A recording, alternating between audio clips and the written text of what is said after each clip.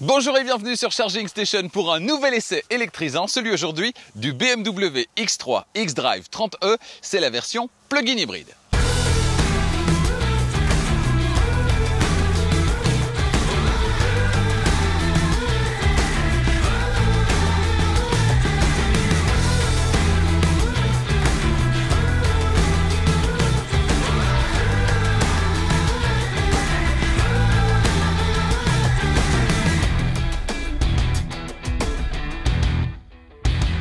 Techniquement, outre les traditionnelles versions essence et diesel, et en attendant la très attendue version 100% électrique, ce sera le iX3 qui arrive dans pas très longtemps, on aura le plaisir de l'essayer évidemment et de vous proposer cet essai, eh bien le BMW X3 de 3e génération qui a été présenté à Francfort en 2017 déjà, c'était il y a 3 ans, existe depuis quelques mois maintenant dans une version électrisante, version plug-in hybride. C'est cette version que nous essayons aujourd'hui. Alors cette version, elle est fiscalement intéressante. Elle va aider BMW dans la chasse menée par l'Union européenne, la chasse aux émissions de CO2. Mais que vaut cette version au quotidien? Charging Station en a pris le volant pendant une semaine. La réponse donc dans cet essai.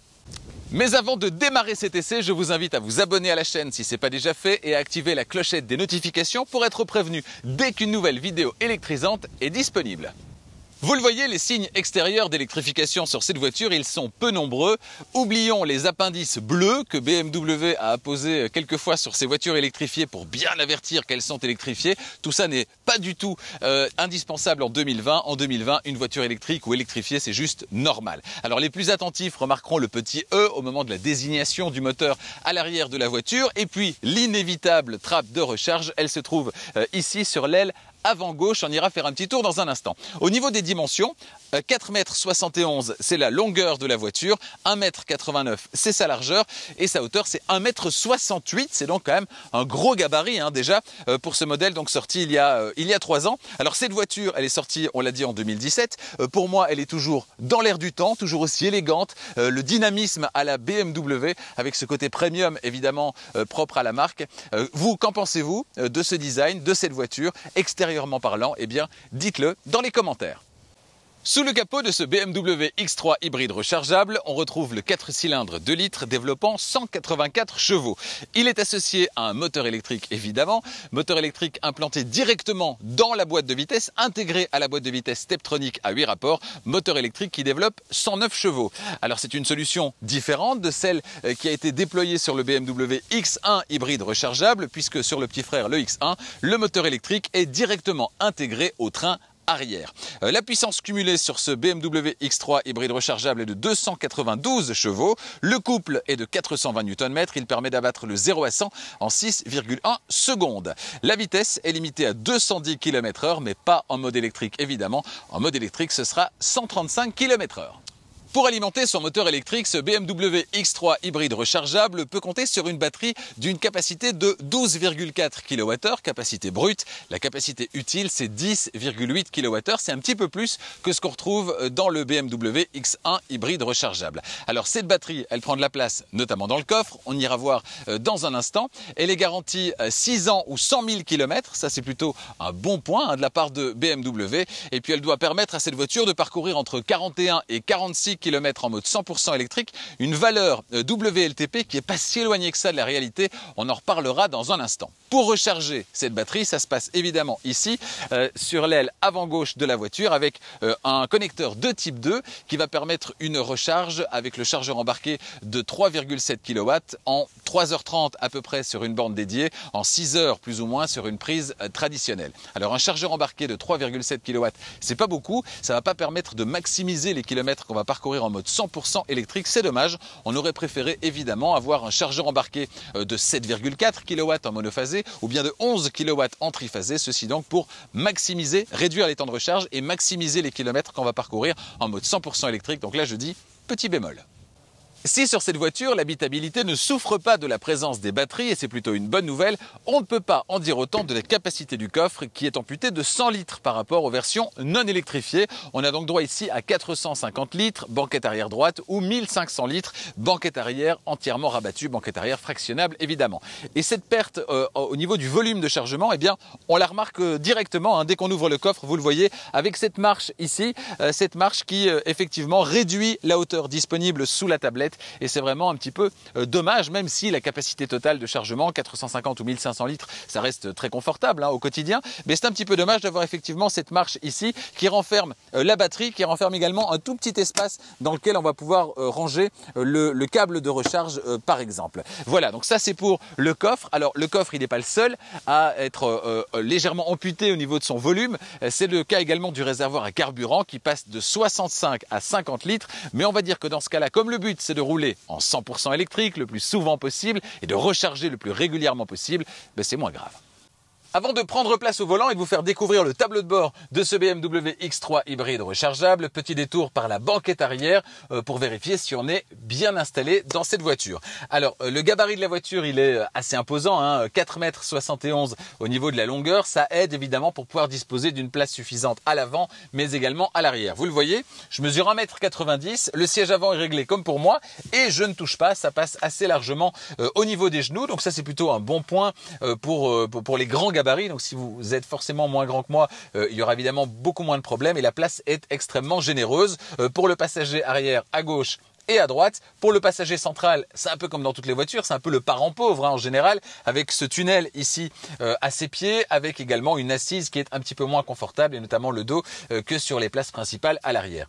Au niveau de l'équipement, on a tout ce qu'il faut. On a les vitres électriques, on a les réglages spécifiques pour la climatisation à l'arrière, et puis on a deux prises USB-C pour recharger les appareils électroniques. De ce point de vue-là, les deux passagers arrière seront vraiment heureux et comblés. Alors si vous avez l'occasion de voyager avec deux passagers à l'arrière uniquement, vous pouvez rabaisser l'accoudoir central. Accoudoir central, alors c'est pas très évident à attraper, voilà. L'accoudoir central qui renferme deux porte-gobelets pour les passagers arrière. Et si vous avez des objets longs à transporter tout en ayant deux passagers à l'arrière, c'est possible également. Vous pouvez rabattre uniquement la partie centrale et disposer d'une longueur de chargement plutôt confortable. Et ça aussi, c'est plutôt bien vu. Bienvenue à bord de ce BMW X3 xDrive 30e version plug-in hybride. Alors première impression, autant vous dire qu'elle est un peu meilleure quand même que dans le BMW X1, avec notamment l'instrumentation qui est full numérique ici derrière le volant. Pour le reste, on est bien dans une BMW, il n'y a pas de surprise, c'est bien fini, avec de beaux matériaux, des ajustements qui sont très corrects, bref, il n'y a rien à redire de ce côté-là.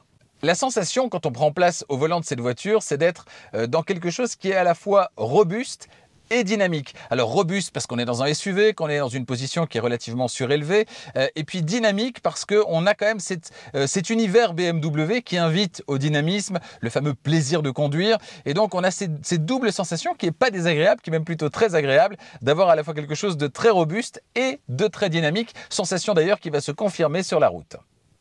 Concernant la position de conduite, on est évidemment installé très haut, ce qui plaît en 2020.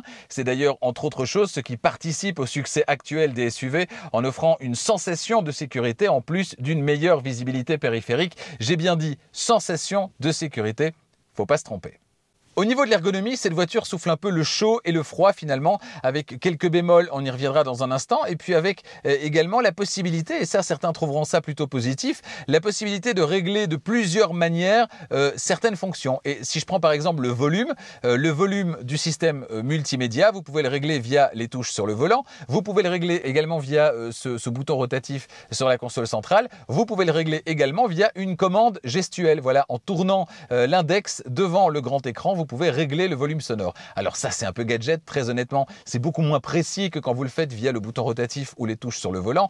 Il y a également les commandes vocales dans cette voiture. Donc, plein d'occasions, plein de possibilités pour une même fonction. Donc, certains vont trouver ça intéressant. D'autres, au contraire, vont dire, bon là, c'est pas terrible parce que ça fait qu'on rajoute des boutons partout et des fonctions partout, ce qui complique le système plutôt que d'avoir une manière de faire qui soit juste cohérente et ergonomique. En termes d'ergonomie également, autre bémol, si vous utilisez Apple CarPlay, qui dans cette voiture voilà, est disponible sur l'ensemble de l'écran, donc c'est plutôt efficace, plutôt sympa. Vous utilisez Apple CarPlay et Waze par exemple, eh bien si vous recevez un appel pendant que vous êtes en train d'utiliser Apple CarPlay, à la fin de cet appel, alors que vous écoutiez la radio en FM ou en DAB+, eh bien la radio ne revient pas automatiquement. Vous devez réappeler la fonction radio, FM ou DAB+, parce que comme vous êtes sur Apple CarPlay, eh bien, le système a tendance à retomber sur l'audio de l'Apple CarPlay et pas sur la radio que vous écoutiez juste avant. Et ça, c'est un petit peu agaçant.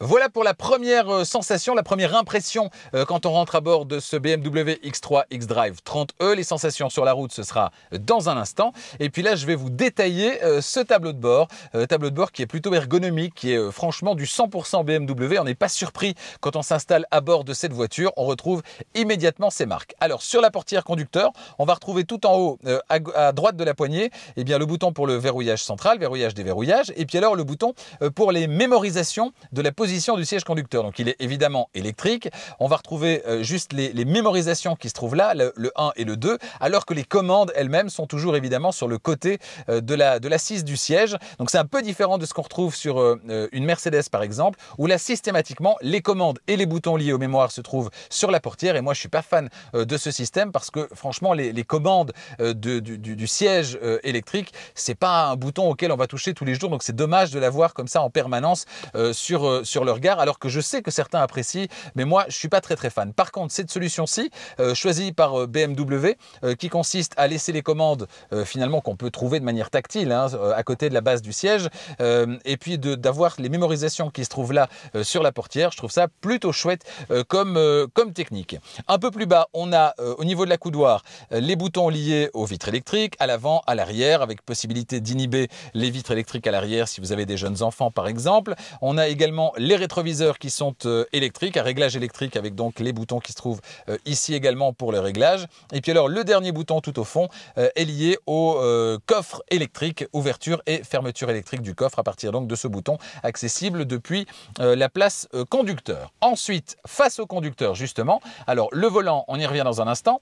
À gauche du volant, on va retrouver sur la console tout ce qui est phare avec une position automatique. Franchement, c'est dans cette position que vous laissez évidemment la plupart du temps votre réglage de phare. Donc phare en position automatique, il y a les réglages des feux anti-brouillard, la luminosité du tableau de bord et également les positions de parking à gauche ou parking à droite. Alors le volant, de manière traditionnelle, on retrouve à gauche les fonctions liées au limiteur régulateur de vitesse, donc les aides à la conduite, avec possibilité de régler également la distance qui vous sépare du véhicule qui vous précède, ce qui est assez logique. On a à droite les fonctions liées au système audio, également les fonctions de commande vocale dans cette voiture. Et puis alors le petit menu ici, alors vous ne le verrez pas, mais qui permet d'activer le menu qu'on retrouve dans l'affichage tête haute. Ici par exemple, j'ai accès à la fonction audio. Je peux choisir radio, la collection musicale qu'on va retrouver sur le téléphone ou l'audio de l'Apple CarPlay. C'est donc notamment via ce bouton qu'on peut récupérer la fonction audio quand on la perd, quand on raccroche après avoir passé un appel avec le système de téléphone. La radio, je vous le disais, se coupe et donc on peut récupérer la radio via ce petit bouton. Derrière le volant, deux commodos évidemment, à droite pour tout ce qui est évidemment les lave-glaces électriques, forcément électriques, à l'avant et à l'arrière. Et puis à gauche, on va retrouver les passages des feux de route aux feux de croisement et puis également les clignotants évidemment. Et alors deux petits boutons. Le premier, c'est pour rendre automatique le passage des feux de croisement aux feux de route. Donc c'est le petit bouton qu'on va retrouver ici sur le côté. Et puis alors celui qu'on va retrouver juste au-dessus, c'est le BC, donc c'est Board Computer, ordinateur de bord, bouton qui va permettre donc de modifier les données qu'on va retrouver ici sur la partie de droite de l'afficheur numérique qui se trouve donc juste derrière le volant face au conducteur. Alors, au niveau de la console centrale, l'écran, on y reviendra dans un instant, grand écran au-dessus de cette console centrale, c'est très moderne, c'est très lisible. Ensuite, on a positionné de manière assez haute le bouton Start-Stop, le bouton de démarrage, on y reviendra dans un instant. Les 4 feux clignotants ici entre les aérateurs, on a le bouton ici lié à la sécurité intelligente. Vous allez pouvoir régler les différentes fonctions de sécurité intelligente, personnaliser des réglages, etc. etc. Ici, par exemple, l'avertisseur piéton, l'avertisseur risque de collision, etc. Le franchissement de ligne, j'en passe et des meilleurs. Ici en dessous, on a également des raccourcis. Alors c'est vraiment toutes les fonctions liées au système audio. Plus bas, on a évidemment les fonctions de chauffage, de climatisation. Vous le voyez, beaucoup de boutons dans cette voiture. On n'est vraiment pas dans le tout à l'écran dans cette voiture et certains apprécieront évidemment. Donc le chauffage ici qui permet, alors il y a toutes les fonctions de chauffage, de climatisation pour le conducteur, pour le passager avec possibilité de synchroniser les deux évidemment, et puis les sièges qui sont chauffants également sur ce modèle, sur cette voiture. On a ensuite en dessous ce petit logo X3 qui est plutôt sympa, qui est assez joli, et puis alors ici un grand volet qu'on peut ouvrir et on dévoile quoi? Alors ça me fait plaisir. On dévoile ici un chargeur à induction. Alors il y a quand même ici une connexion USB classique pour pouvoir écouter de la musique, notamment via une clé USB. Et puis alors ce chargeur à induction, on se souvient que sur d'autres modèles BMW, on l'avait notamment ici dans la coudoir et malheureusement les grands téléphones, les grands smartphones, eh bien ça ne rentrait pas à l'intérieur. Ici, pas de problème, ça rentre et c'est parfait. Et en plus, on a sur cette voiture la possibilité d'écouter Apple CarPlay ou Android Auto sans fil et ça c'est vraiment pratique. Vous rentrez, vous déposez votre téléphone ici et automatiquement vous avez votre aide à la conduite, Apple CarPlay, Android Auto qui va s'afficher à l'écran. Si votre téléphone n'a pas besoin d'être rechargé, vous le laissez dans la poche, automatiquement il se connecte, Apple CarPlay arrive immédiatement sur l'écran et c'est vraiment extrêmement pratique. Donc là, je dis bravo en termes d'ergonomie, c'est vraiment très pratique. On a les inévitables porte-gobelets ici et puis alors si on descend encore un petit peu, on a cette forêt de boutons supplémentaires, le sélecteur de vitesse avec possibilité de basculer vers la gauche et de passer les vitesses en manuel, mais très honnêtement, si on choisit de rouler dans une voiture automatique et en tout cas électrifiée, c'est certainement pas pour passer les vitesses en manuel, enfin en tout cas c'est mon avis. On a ensuite tous les réglages liés ici au bouton de mode de conduite et de mode d'entraînement. C'est pas tout à fait la même chose, on y reviendra dans un instant quand on sera sur la route. On peut déconnecter également l'anti-patinage, le système e-drive, les capteurs de stationnement, on a un assistant de descente également, possibilité d'avoir les caméras affiché avec un très très bon système de gestion de caméra 360. D'ailleurs, on y reviendra peut-être tout à l'heure. Le auto hold qui vous permet, quand vous êtes à l'arrêt, de lever le pied du frein et d'avoir la voiture qui n'avance pas, qui reste bien sur place. Le frein qui est évidemment le frein à main qui est électrique. Et alors, ici, sur la partie de droite, on a cette molette, typique BMW, molette qui est entourée elle-même de boutons. Voilà, c'est extrêmement pratique. On peut passer évidemment d'un menu à l'autre. Alors, de manière verticale, en tournant la molette, vous le voyez. Et puis alors, en basculant la molette à droite, là, on peut effectivement se promener dans l'écran. Voilà, c'est assez pratique, c'est assez intuitif. Et si vous êtes habitué à rouler en BMW, eh bien, vous n'allez franchement pas être dépaysé.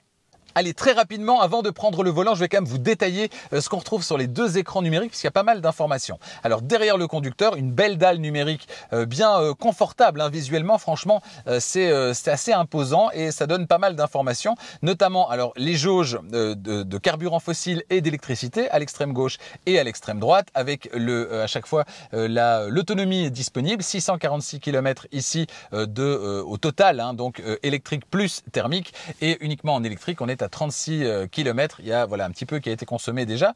Donc ça c'est pour les jauges de carburant fossile et d'électricité à gauche et à droite. On a la vitesse à gauche et puis on a également la vitesse qui est la vitesse maximale autorisée dans la zone, ici 90 km/h. Dans la partie centrale, on a ici la navigation, l'écran ici qui affiche la carte, c'est assez confortable et tout ça est vraiment au niveau design, franchement c'est assez joli. Et puis dans la partie de droite, on a le pourcentage d'énergie, alors utilisé ou récupéré. Dans ce cas-là, on est dans la partie inférieure, la partie charge. Quand on est dans la partie supérieure, tant qu'on est dans le bleu, on est en mode 100% électrique. Une fois qu'on passe dans le blanc ou que le bleu disparaît, eh bien à ce moment-là, c'est qu'on est dans la partie thermique. Voilà pour l'écran face au conducteur, écran qui est personnalisable grâce au petit bouton Board Computer dont je vous parlais tout à l'heure. On peut donc avoir différentes informations sur la partie de droite, notamment ici la consommation, nombre de litres au 100, consommation électrique et nombre de kilomètres parcourus en mode 100% électrique également. On a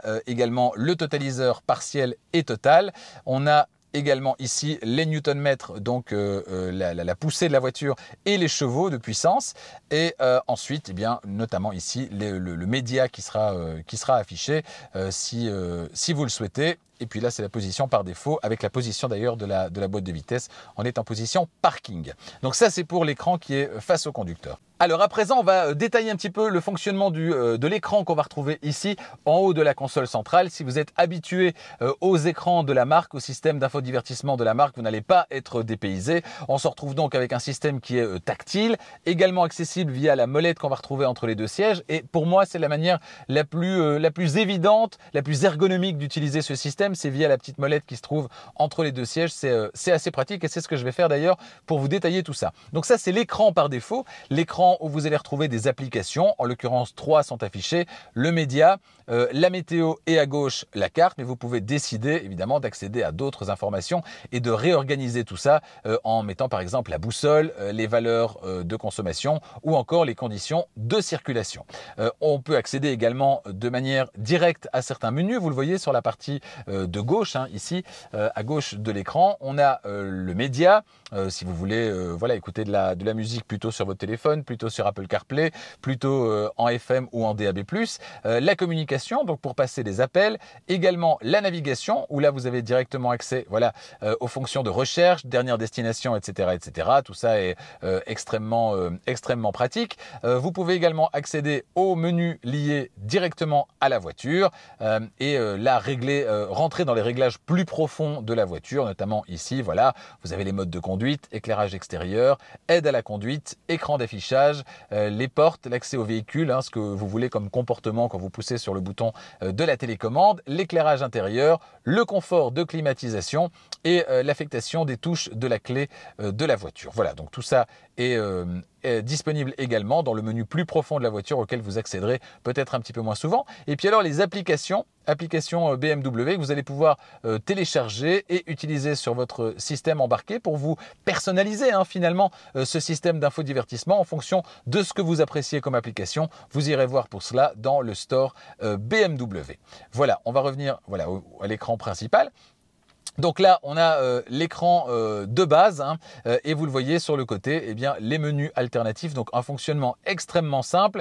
Et si vous êtes habitué, je le disais, à l'univers de la marque, eh bien, vous ne serez clairement pas dépaysé. On a également encore ici accès à des touches. Hein. Voilà, les notifications notamment ici avec la possibilité de passer en mode silencieux pour l'audio, la langue du système évidemment là c'est du français et puis les profils que vous allez pouvoir introduire également pour vous créer votre profil personnalisé. Voilà pour le fonctionnement donc de cet écran d'infodivertissement et là voilà c'est la petite touche pour pouvoir réorganiser les icônes, les widgets que vous retrouvez sur l'écran principal de ce BMW X3 plug-in hybride. Voilà, juste avant de démarrer à bord de cette voiture, eh bien, je voudrais quand même vous montrer une fonction qui est relativement impressionnante. Alors, ce n'est pas la seule voiture à en être équipée, mais c'est la fonction de caméra avec vue 3D disponible sur cette voiture. Quand on est comme ici, hein, sur un petit chemin de campagne, dans une allée de campagne, on ne voit pas trop ce qui se passe autour de la voiture. Eh bien, c'est génial d'avoir ce système qui fait qu'on peut finalement tourner autour de la voiture. Voilà, regardez, pour se sortir d'une mauvaise passe, ça peut être extrêmement pratique. Là, par exemple, je vais reculer. Alors, c'est parti. Et on va voir exactement ce qui se passe au niveau de la voiture. Vous voyez, il y a un petit poteau ici qu'on vient de passer, hein, un petit poteau à l'avant gauche de la voiture. Voilà, on le voit très bien sur le dessin. Et on peut reculer et je vois qu'à l'arrière, voilà, je suis ici sur le terre-plein. Hop, on passe la marche avant. Là, on va se rapprocher du petit poteau. Voilà, et je peux décider à ce moment-là de faire tourner la caméra. Hein. Voilà, hop, on passe au-dessus et on se retrouve près du poteau. C'est vraiment extrêmement pratique. Marche arrière. En plus, les rétroviseurs s'abaissent. Voilà. Et puis maintenant, la marche avant. Et c'est génial, on voit même les roues qui tournent. C'est très bien fait. Et voilà, on est sorti du chemin. Voilà, me voici au volant du BMW X3 xDrive 30e version plug-in hybride. Alors, l'impression que j'avais tout à l'heure en rentrant dans la voiture, à savoir la première impression quand on s'installe au volant, eh bien, elle est confirmée ici sur la route puisqu'on est vraiment très bien installé. Les sièges maintiennent parfaitement. Peut-être, à la limite, s'il fallait dire quelque chose, peut-être le maintien latéral qui pourrait être un petit peu plus prononcé, mais vraiment, on chipote sur les détails. Pour le reste, les commandes tombent bien sous la main. On est bien dans l'univers BMW qu'on adore et on trouve facilement ces marques pour ceux qui connaissent la marque BMW. Franchement, il n'y a pas d'apprentissage à prévoir au niveau de la maîtrise de la voiture et de son tableau de bord que je vous décrivais tout à l'heure. Alors, moi je trouve qu'en termes d'encombrement, ce X3, il représente peut-être la solution idéale dans la gamme des SUV de BMW. Pourquoi? Parce que je trouve que en termes de rapport entre l'encombrement et l'espace intérieur, on a ici quelque chose qui est peut-être finalement la bonne formule, à savoir un espace intérieur qui est très généreux quand même, mis à part le petit bémol au niveau du coffre. Et puis alors on a un encombrement à l'extérieur qui reste relativement contenu par rapport aux plus gros SUV qui là sont vraiment démesurés en termes de taille. Donc voilà, je trouve que c'est plutôt pas mal. Moi personnellement, c'est mon préféré dans la gamme des SUV BMW, ce BMW X3. Alors qui dit voiture hybride rechargeable dit qu'on a plutôt intérêt à recharger. D'abord, ça n'a aucun sens de choisir une voiture hybride rechargeable si c'est pas pour recharger. Si vous la choisissez juste pour l'aspect fiscal, c'est pas franchement pour les bonnes raisons. Donc on va essayer de jouer le jeu et de recharger le plus possible cette voiture histoire de faire des économies. Alors pas que, on va pas la recharger que pour faire des économies. On va la recharger aussi pour l'agrément de conduite parce que les kilomètres qu'on va parcourir en mode 100% électrique, eh bien ce sera les kilomètres finalement les plus agréables. Moi personnellement, je suis fan de ces voitures qui permettent maintenant, grâce à l'électricité, eh bien, de démarrer, d'accélérer de manière assez franche, de démarrer de manière totalement silencieuse. Voilà, ça c'est l'apport de l'électrique. L'électrique, c'est pas que faire des économies, même si évidemment c'est un point extrêmement positif. À bord de cette voiture, il y a 3 modes d'entraînement et 4 modes de conduite. C'est pas tout à fait la même chose. Les modes d'entraînement, c'est la possibilité que vous avez de choisir si vous voulez rouler en mode électrique, en mode thermique et un mélange des deux si vous êtes en mode automatique. Donc ça, c'est les modes d'entraînement et les modes de conduite, c'est le plus lié au comportement de la voiture davantage que à la source d'énergie finalement thermique ou électrique. Alors on va commencer par les 3 modes d'entraînement. Le mode Max e-Drive qui, comme son nom l'indique et pour peu que la batterie soit chargée, va vous permettre de rouler en 100% électrique avec les meilleures performances possibles jusqu'à une vitesse de 135 km/h, je vous le disais tout à l'heure. Il y a également le mode Auto e-Drive. Alors ça, c'est aussi ici accessible entre les deux sièges avant. Ça vous permet une utilisation qui est optimisée par la voiture et certainement si vous avez le GPS qui est activé. Pourquoi? Eh bien parce que dans ce cas-là, eh bien la voiture va tenir compte du parcours que vous allez effectuer et va, si vous allez par exemple traverser en fin de parcours une zone urbaine, eh bien, va conserver de la batterie pour que vous puissiez traverser cette zone urbaine en mode 100% électrique. Donc c'est vraiment une navigation intelligente dans ce cas-là et un ensemble qui fonctionne particulièrement bien pour peu que vous utilisiez évidemment le GPS intégré à la voiture. Alors ça, c'est pour le mode Auto e-Drive. Et puis en troisième mode, le mode Battery Control qui va vous permettre de maintenir la charge de la batterie là aussi pour une utilisation ultérieure ou bien de recharger la batterie pour qu'elle revienne à un certain niveau de charge. Donc 3 modes, le Max e-Drive 100% électrique, le Auto e-Drive, là c'est le mélange entre les deux et c'est la voiture qui va sélectionner chaque fois la meilleure source d'énergie à un moment donné, que ce soit sur un parcours plus rapide, un parcours plus lent, une demande appuyée sur l'accélérateur ou pas. Donc c'est la voiture qui va gérer tout ça en fonction donc du GPS également si vous introduisez l'adresse dans le GPS, et puis le mode Battery Control à ce moment-là, mode dans lequel vous allez inévitablement surconsommer si vous demandez à la batterie de revenir à un certain niveau en plus de demander au moteur de conduire. Forcément, il va devoir tourner pour propulser la voiture et pour en même temps recharger la batterie. Donc il n'y a pas de miracle, vous allez surconsommer. C'est pas le mode qu'il faut utiliser le plus souvent possible, évidemment. Alors outre ces 3 modes d'entraînement, 4 modes de conduite sont donc disponibles. On a le Eco Pro, on a le Confort, on a le Sport et le Sport Plus avec un ordre croissant finalement de plaisir de conduire et de consommation aussi.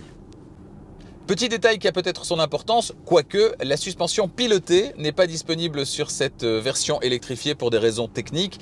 Donc voilà, dans la mesure où cette voiture elle est confortable, naturellement confortable j'ai envie de dire, bon, il n'y a pas de nécessité absolue d'avoir une suspension pilotée. Je réserverai plus la suspension pilotée à des versions qui sont effectivement avec une conduite peut-être un petit peu plus incisive, mais dans ce cas-là, vous n'allez pas choisir la version plug-in hybride puisque le but là c'est de faire des économies et de rouler cool et d'essayer de profiter de l'électrique, du silence de fonctionnement et de faire des économies également. Donc voilà, si vous rêvez d'une version un petit peu plus incisive, vous vous dirigerez sans doute vers autre chose que vers cette solution plug-in hybride. Cette voiture, il faut bien le dire, elle est extrêmement silencieuse et c'est très agréable. Alors l'insonorisation est relativement poussée. On a un mode électrique évidemment qui par nature est extrêmement silencieux. Et puis on a également un moteur thermique, un 4 cylindres qui n'est pas une motorisation noble. Et pourtant sa sonorité, elle n'a rien de déshonorant, bien au contraire.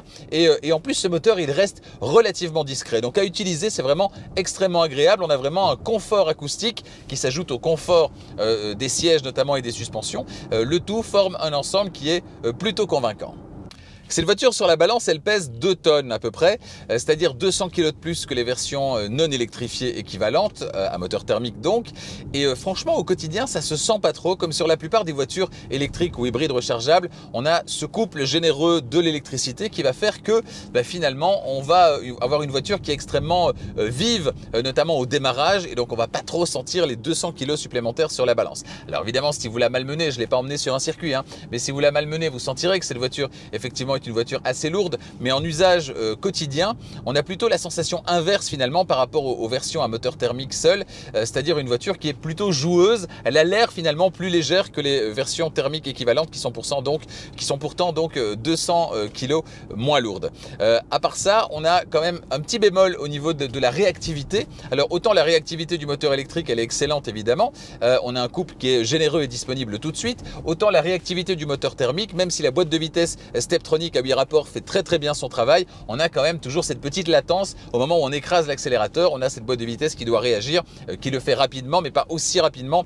que le couple immédiat de l'électricité, c'est une évidence. Donc ça, c'est le seul petit bémol qui fait qu'on privilégiera toujours une voiture 100% électrique. Je pense à la iX3 qui va arriver bientôt. Elle va forcément gommer ce petit défaut en proposant, quoi qu'il arrive, un couple immédiat, puisque évidemment pas de moteur thermique. Un petit point qui est important si vous avez l'habitude de tracter une charge, eh bien cette voiture, elle peut le faire. C'est pas le cas de toutes les voitures hybrides rechargeables, donc il est bon de le signaler. Une charge freinée, ça peut aller jusqu'à 2 tonnes. Une charge non freinée, ce sera 750 kg, ce qui est plutôt pas mal. Au niveau des aides à la conduite dont je vous parlais tout à l'heure, notamment le régulateur et limiteur de vitesse, accessible et réglable depuis la partie de gauche du volant, eh bien ça fonctionne plutôt bien, ça fonctionne même très bien. Et notamment le réglage de distance par rapport au véhicule qui précède, eh bien il reste en mémoire d'un trajet à l'autre, ce qui n'est pas le cas non plus sur toutes les voitures hybrides rechargeables, toutes les voitures tout court d'ailleurs équipées de régulateurs de vitesse adaptatifs. Parfois il faut repréciser la distance de sécurité qui a tendance à se mettre à très longue à chaque redémarrage, ce qui est extrêmement agaçant. Donc là ici par contre ça reste en mémoire d'un trajet à l'autre, et donc ça c'est vraiment très pratique et assez confortable. J'arrive à un feu rouge, je lève le pied de l'accélérateur, la voiture récupère de l'énergie, mais elle le fait toujours de la même manière. Donc il n'y a pas possibilité de régler l'intensité de la régénération au freinage ou au lever de pied de l'accélérateur. Ça c'est le petit bémol, c'est un petit peu dommage parce que moi j'aime bien, j'ai l'habitude sur les voitures 100% électriques d'avoir une régénération qui peut être très forte et aller jusqu'à l'arrêt complet, le fameux one pedal drive qu'on va retrouver sur la plupart des voitures électriques récentes. Ici c'est pas le cas, pas de régénération réglable à disposition, et ça c'est un petit peu dommage. Moi j'aimerais, je vous le disais, une régénération qui soit un petit peu plus forte au lever de pied de l'accélérateur. Un point qui vous intéresse tout particulièrement, évidemment, c'est la consommation de cette voiture, et autrement dit, son autonomie en mode 100% électrique. Combien peut-on parcourir en mode 100% électrique avec cette voiture? Alors normalement, le constructeur, il annonce entre 41 et 46 km en mode WLTP, mais on sait que les valeurs constructeurs sont toujours un petit peu optimistes, évidemment. Et pas tant que ça, finalement, puisque je suis arrivé quand même à parcourir 37 km en mode 100% électrique en cycle mixte. Alors j'ai évité l'autoroute, mais sur national et en mode en milieu urbain, 37 km, c'est plutôt une valeur donc assez réaliste, ce qui est annoncé par le constructeur. 41 à 46 km, on pourra sans doute s'approcher des 40-41 km si on ne parcourt que de la ville avec le pied extrêmement léger. Alors c'est bien beau ces 37 km en mode 100% électrique, mais une fois que la batterie est vide et déchargée, eh bien combien consomme cette voiture? Et là c'est parfois un petit peu la déception sur les voitures hybrides rechargeables, où on a une consommation qui s'envole une fois que la batterie est vide et que la voiture doit tracter finalement cette masse de la batterie qui dans ce cas-là ne sert plus à rien ou à presque rien, puisque rappelons qu'une voiture hybride rechargeable, quand la batterie est déchargée, se comporte toujours comme une voiture hybride, alors qu'il ne profite plus d'autant d'énergie que quand la batterie était chargé évidemment, mais qui continue à récupérer l'énergie au freinage et au lever le pied de l'accélérateur, et dans ce cas-là qui peut réinjecter cette énergie quand c'est utile et nécessaire, et donc faire baisser la consommation. Donc on a quand même un intérêt à avoir cette batterie à un moment donné pour stocker de l'énergie. Le but sera donc de la recharger évidemment le plus souvent possible, mais pour des plus longs trajets, eh bien je vous donne un petit exemple. J'ai réalisé un trajet de 120 km avec la batterie pleine au démarrage. Forcément au bout de quelques dizaines de kilomètres, la batterie s'est peu à peu déchargée. J'étais en mode auto e-drive, donc c'est la voiture elle-même qui gérait la consommation et le passage en tout cas d'un système à l'autre, du système thermique au système électrique. Et au bout de 120 km, je suis arrivé à une consommation de 5,5 litres, entre 5,5 et 5,6, elle hésitait un petit peu. Donc voilà, ce qui reste tout à fait raisonnable compte tenu du poids de cette voiture. On rappelle, c'est 2 tonnes compte tenu du gabarit de la voiture, de son profil pas vraiment aérodynamique. 5,5 litres sur une distance de 120 km avec la batterie pleine, c'est plutôt raisonnable. Évidemment, plus vous allez augmenter les kilomètres, hein, si j'avais parcouru 150 ou 200 km, forcément la consommation aurait grimpé un petit peu puisqu'on a toujours cette valeur de démarrage qui est extrêmement positive puisque là, la batterie est pleinement disponible. Et puis à mesure que les kilomètres sans batterie chargée vont s'accumuler, forcément la consommation va augmenter. Mais donc là, en l'occurrence, on peut estimer que 5,5 litres au bout de 120 km, on sera aux alentours de 7 litres à mon avis pour 200 km à peu près, à vérifier. En tout cas, si vous avez des données plus précises à ce niveau-là, dites-le dans les commentaires, pourquoi pas. Si vous avez une expérience particulière avec cette voiture, dites-le également dans les commentaires, ça fera plaisir à tout le monde. Un petit bilan à bord de cette voiture BMW X3 plug-in hybride. Eh bien la conduite, franchement, elle est très agréable, hein. Elle est vraiment très agréable. On est bien installé, on a les commandes qui tombent naturellement sous la main. On a un confort de suspension, un confort acoustique qui sont vraiment très performants. Que dire, hein, si ce n'est qu'on prend beaucoup de plaisir au volant de cette voiture et certainement quand elle est en mode 100% électrique, en mode Max e-Drive où là on profite d'une accélération en mode électrique un petit peu plus convaincante qu'en auto e-Drive où là elle a tendance à passer plus rapidement en moteur thermique. Donc voilà, c'est vraiment cette voiture en mode Max e-Drive avec la batterie chargée en mode 100% électrique. Au quotidien, c'est un pur bonheur. Ça, c'est pour le quotidien. Et puis, quand on a vraiment envie de se faire plaisir, il y a moyen à bord de cette voiture, grâce au moteur thermique évidemment, qui est extrêmement performant. Dans ce cas-là, on switch en mode sport et on s'amuse. Côté tarif à présent, ce BMW X3 xDrive 30e est disponible en Belgique à partir de 57 900 €. En France, ce sera 1 800 € de plus. Il est disponible donc en France à partir de 59 700 €. C'est une dizaine de milliers d'euros de plus que la version non électrifiée. Mais attention de bien comparer ce qui est comparable et notamment de prendre en compte le coût global d'utilisation qui sera moins élevé en termes de carburant, en termes de taxation également. Alors cette voiture, elle est particulièrement intéressante pour les sociétés. Si vous êtes en société, eh bien, vous allez pouvoir bénéficier d'avantages fiscaux parce que cette voiture est électrifiée. Et pour vous donner une idée plus précise de combien vous allez payer chaque mois, eh bien, j'ai demandé à une société de leasing, la société Arval, de bien vouloir fournir des tarifs spécifiques pour chaque voiture qu'on va essayer à partir de cette voiture et pour les prochaines. Et ils ont accepté. Alors sachez que sur arval.be, vous trouverez ce BMW X3 xDrive 30e sur base d'un contrat de 5 ans avec 15 000 km parcourus chaque année. Eh bien, à partir de 819 €. Si vous voulez avoir une idée de tarif, rendez-vous vous aussi sur arval.be et déterminez votre tarif en fonction de vos critères.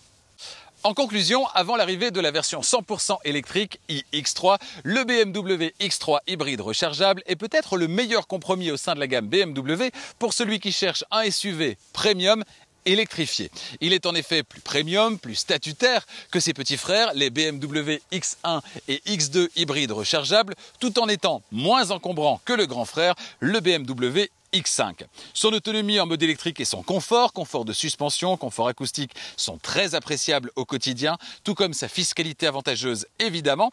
Quelques bémols tout de même, le coffre qui présente une vilaine marche qui en réduit la capacité, c'est pas génial, même si au quotidien la capacité disponible 450 litres est toujours suffisante bien évidemment. Le chargeur embarqué 3,7 kW, ça aussi c'est pas génial, peut mieux faire. Et puis des détails en matière d'ergonomie comme la radio qui ne réapparaît pas une fois un appel terminé lorsqu'on utilise Apple CarPlay, et ça, c'est un petit peu agaçant.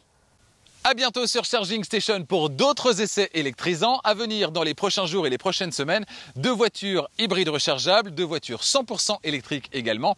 Hybride rechargeable, eh bien ce sera le Renault Captur et la Mercedes CLA 100% électrique. La première Mazda à l'essai sur Charging Station, ce sera le Mazda MX-30. Et puis une voiture qu'on connaît déjà un petit peu sur Charging Station, c'est la Volkswagen ID.3 qu'on essaiera donc cette fois pendant une semaine après l'essai express qu'on vous a proposé il y a quelques semaines maintenant et que vous avez apprécié visiblement. Et bien là vous saurez tout, un essai d'une semaine et ses conclusions, ce sera donc sur Charging Station avant la fin de cette année, dans le courant du mois de décembre. Pour toutes ces bonnes raisons, restez fidèles à Charging Station. Je vous remercie d'ailleurs de votre fidélité, vous êtes chaque jour des dizaines à nous rejoindre et ça me fait bien plaisir. N'oubliez pas de vous abonner et d'activer la clochette des notifications pour être prévenu dès qu'une nouvelle vidéo est disponible. À bientôt.